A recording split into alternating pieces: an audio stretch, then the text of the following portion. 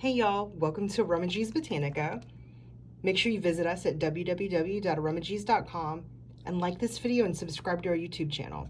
So today I want to tell you about arrowroot powder. No, normally I'd show you the product outside of the bag, but this is so messy, y'all. Oh, whoopsie, already some mess.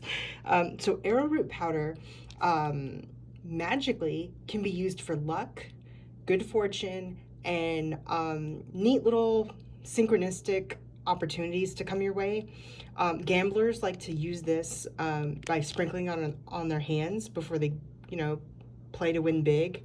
So it brings abundance, prosperity, money drawing. So it's great to use on an altar or candle magic or in a mojo bag. So yeah, if you'd like to use this arrowroot powder for some magical purposes, head on over to www.arrowroot.com and get you some. Thanks for visiting us today, y'all.